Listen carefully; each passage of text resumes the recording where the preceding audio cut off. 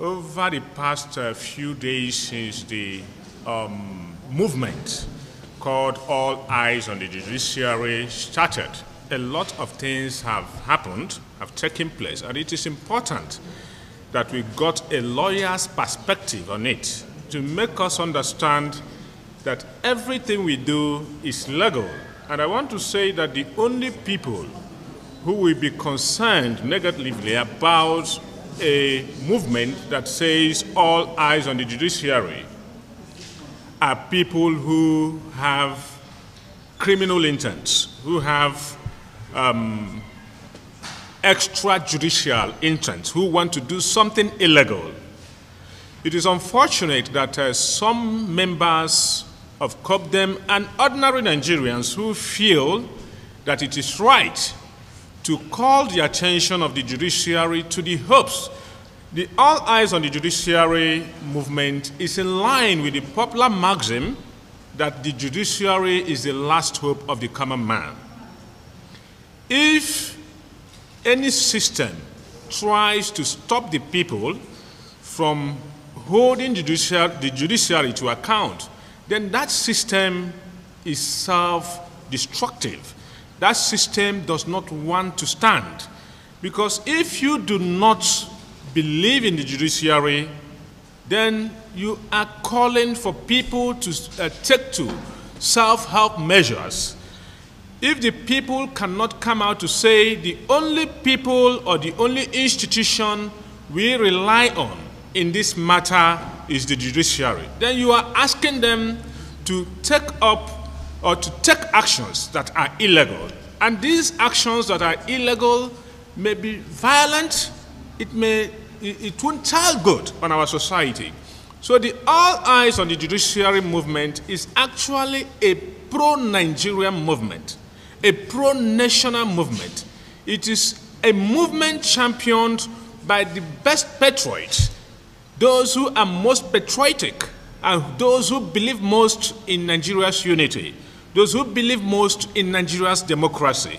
We are saying that the Nigerian judiciary should not rely on technicalities to give its judgment, but they should rely on evidence, on law, on constitutionality. Anything outside that, we do not want a situation where someone who comes first on the basis of technicality. We do not want a situation where we are told that, well, what you argued is correct, but because you did not file on time, or because there is a misspelling on your summons or on your argument, we are going to strike it out. We want these matters in the judiciary or at different courts across the land, at the Presidential Election Petition Court, and at the National Assembly and State Assembly Petition Court, and Governorship Election Petition Court. We want these cases to be heard on their merit. We want these cases to be heard on the basis of the evidence presented. Are those individuals who are currently occupying governorship, presidential, National Assembly, State Assembly positions qualified in the first place to contest that election? It is important that these things are ruled for posterity purposes. Because if we get to a situation where Nigerians do no longer have hope, do not have faith in the judiciary, we run a risk of destroying this nation. And COPDEM is leading a movement to say that we want Nigeria to remain, that we want our democracy to be sustained, that we want our democracy to be strengthened, that we do not want anything to happen to this democracy. That is why we are saying elections have held with all the presumed irregularities. We are now looking at the judiciary to do justice. In fact, we expect the Chief Justice of Nigeria to be at the helm of this movement, because we are saying what he should say. We are helping him advance his argument that the judiciary is the last hope of the common man. Any system, any democracy, any nation that does not believe in democracy, that does not work to preserve the independence of the judiciary, the fate of the people in the judiciary is a system prone to death. That system is sure to collapse. People who are currently benefiting or who have long benefited from the decadence in the Nigerian system believe that it will have to continue that way. But I have to remind us that Nigerians have taken enough. Nigerians are angry. Nigerians are frustrated. And in COPDEM, we are trying to ensure that Nigerians, the anger of Nigerians, do not overboil into something that might be considered illegal and destructive. We are trying to save Nigeria from going down. We are trying to save our democracy by saying that the judiciary, which is the last hope of the common man, must do its work without interference. The legal practitioner here has referred to a case where a member of a petition tribunal came out to say that attempts were made to try to buy over some members of the tribunal to give judgments that are not right. And up to date, we haven't heard that security agents invited those who were accused directly of trying to bribe members of the judiciary. And I want to call on the security agencies to stop harassing people who protest legally. If you harass people who protest legally, then you are encouraging people to take actions that are illegal. You are encouraging people to take actions that will be detrimental to our national cohesion. If you continue to harass people, if you continue to try to stop people from embarking on rallies, from embarking on protests, from embarking on demonstrations, you are telling them to go back home and take up arms. And that would be very unfortunate. We are calling on the security agencies to devote time in arresting those who are causing trouble in this nation. We need their efficiency, we need their gallantry, we need their competence in areas of this country where citizens pay taxes to non-state actors. We need their proficiency, we need their competence, we need their gallantry in areas of this country where civilians sit at home on Mondays, sometimes for 2 weeks, on a stretch without going to work because terrorists have ordered it. We need their competence, we need their gallantry, we need their patriotism in areas in this country where kidnapping, where terrorism have become the order of the day. They should stop harassing innocent citizens. They should stop harassing people who call for orderliness. They should stop harassing people who are expressing faith in the judiciary. They should stop harassing people who are calling for the right thing to be done. We are rather trying to secure a better future for them and for their children. They are not servants of the political class. They are servants of the Nigerian people. The security agents are Nigerians. They buy food in the same market that we do. They have dependents like we do.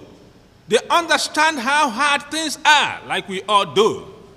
They also understand that the individuals who are currently occupying political offices across the country, a number of them are not the choices of the people. They will also benefit if the judiciary do the right thing.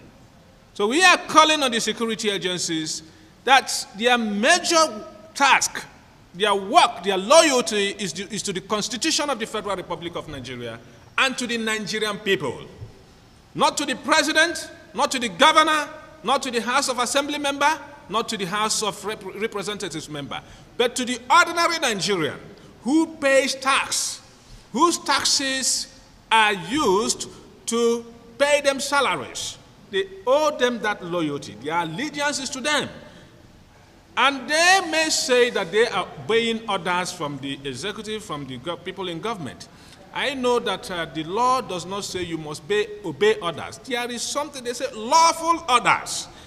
They should only obey lawful orders. When you are told to go and beat up an innocent citizen for participating in a rally, you have a right to say no. Because your first power comes from the Constitution. and your second power comes from the people.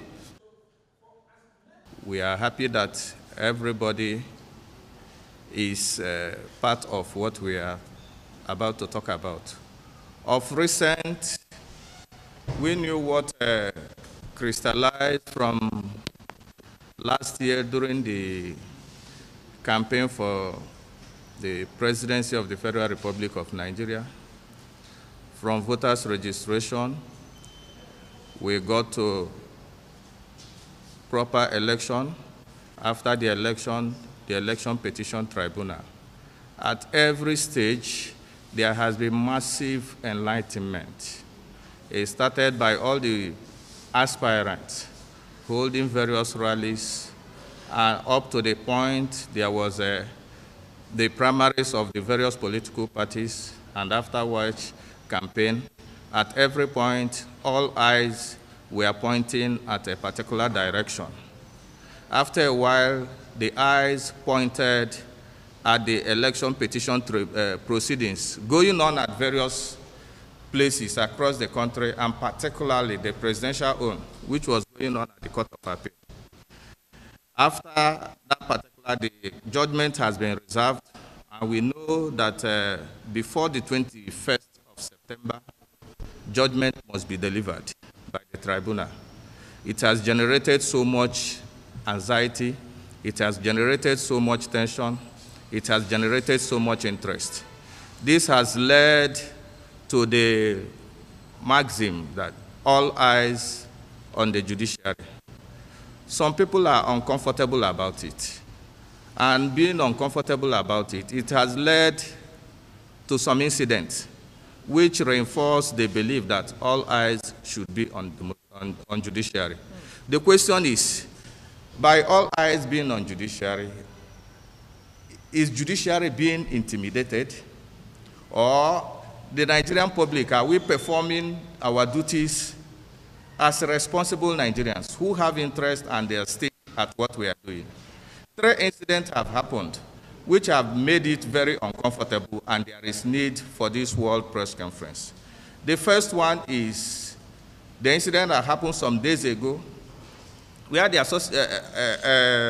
ACON, Advertising Regulation Council of Nigeria, banned the billboard of all eyes on the judiciary, and at the same time ordered that it should be pulled down. After the pulling down of the all eyes after the pulling down of the billboards, the next thing we saw that the people, staff, directors, and the deputy directors that approved that gave the approval for the erection of the billboard were suspended. As we are on that particular one, while all those things were going on, the apprehension of Nigerians were equally accentuated when a senior member of the Nigerian Bar Association was accused of trying to approach members of the Election Petition Tribunal in Kano. And it was stated by no other person than a member of that particular tribunal. And it was worrisome because it was done by a very senior member of who was unnamed, in as much as that issue is being handled by Nigerian Bar Association, but it equally amplifies the reason for all eyes to be on the judiciary. And some incident just happened on the 20th, that is on the 19th, on the 20th of August, when some members decided to hold a rally. 3 of them were arrested, one Ifeanyi Chigozie and 2 others. They were arrested. In as much as they were released hours after the arrest, because they were holding a rally saying that all eyes will be on judiciary, they were arrested by the police, and they were released hours later. But the truth about it is that as we are speaking, one of them is so traumatized that we are worried about the state of his health. We don't know what happened to him at the police station. Granted that he was released hours after that. It was on the basis of that that we have been asked to come and throw a light on the whether all eyes on judiciary, whether it is actually legal, whether it is actually our constitutional right, and whether there is anything wrong with it. I have decided to give this narrative to enable us know that at every point in time, Nigerian eyes were on something. At a point in time, Nigerian eyes were on registering to vote. At another point in time, Nigerian eyes were on voting. At another point in time, after the election, Nigerian eyes were on election petition proceedings going on at various states of the Federation. And at this particular time, Nigerian eyes is on the judgment that will be delivered anytime soon to be accorded. And the truth about it is that if people decide, particularly Nigerian citizens, decide to hold a rally or sensitization, it is allowed, it is within their realm, it is within their right. Particularly provisions of Section 39 of the 1999 Constitution and Section 40 of the 1999 Constitution, it allows people to gather, to hold opinion, to right of association, just like we are doing here. It is constitutional. And just like I'm talking, right to express an opinion, it is constitutional. The only time that we can be barred, it is equally so fundamental that it is equally provided in African Charter on Human and People's Rights. The reason at Article 11, the reason is that it is inalienable. It is a right which you have to exercise at every time. If you are not allowed to exercise it, the implication is that you may take to the street. The only exception, the only time is that there is a limitation if it is against the law. In this instance, or if it is outside the limitations that are placed by the law. There is no limitation that is placed by the law in the present environment which we are operating upon. As we are speaking presently, there is no state of emergency in Nigeria. So the provisions of Section 45 of the Constitution cannot come in, because that is the only time you can be restricted from having free association and free assembly. Or even Article 11, that particular exceptions that are placed in therein. So that being the case, everybody is allowed to exercise his opinion. Everybody is allowed to gather. Everybody is allowed to be part and hold opinion. The most important consideration here is that, you know, this that is looking technically as a clampdown on people that are exercising their right. In 2003, a similar scenario occurred. That particular time, after the immediate past president, President Muhammad Buhari, lost the election, he decided to have a rally. Notwithstanding that there was an election petition going on at the Presidential Election Petition Tribunal in Abuja, he decided to hold rallies. In that rally that was held in September 2003, tear gas were used, and afterwards, a day afterwards, his running mate then, Senator Chuboka Dibo, died of breathing complications. As a result of that, a revered senior lawyer, Femi Falana, went to court on behalf of AMPP, which was the platform under which President Buhari then ran. Justice Chikere of the Federal High Court delivered a judgment and clearly stated that it is constitutional for you to have your rallies, that the most important consideration is that such rallies shall not be held in the state of emergency, but at that particular time that such conditions or such environment does not exist, and that everybody has a right to hold their rally, and that Public Order Act 1, Section 1, cannot operate to contravene the provisions of Section 39 and 40 of the Constitution. And we all know that the Constitution is the ground norm upon which every other law is based. And any provisions of any other act or statute or laws that is inconsistent with the Constitution, to the extent of that inconsistency, is null and void. So it is on the basis of that that we've decided to throw light, and they say that all eyes on judiciary, there is nothing wrong with it. Because as we are speaking, there is no day that passes without anybody thinking about what will be the outcome of this presidential petition that is on now. Some persons, even as we walked in here, have asked me that question: what will be the outcome? I say we will wait for the judiciary. to deliver judgment. And that is all eyes being on judiciary. It is just like saying the judiciary is the last hope of common man. Anybody that does not have any skeleton in his cupboard, we have nothing to fear. We have nothing to show any apprehension. That particular position does not in any way, it is not saying, it is not mounting pressure, it is saying that all eyes should be on judiciary. Let us see what you people can do.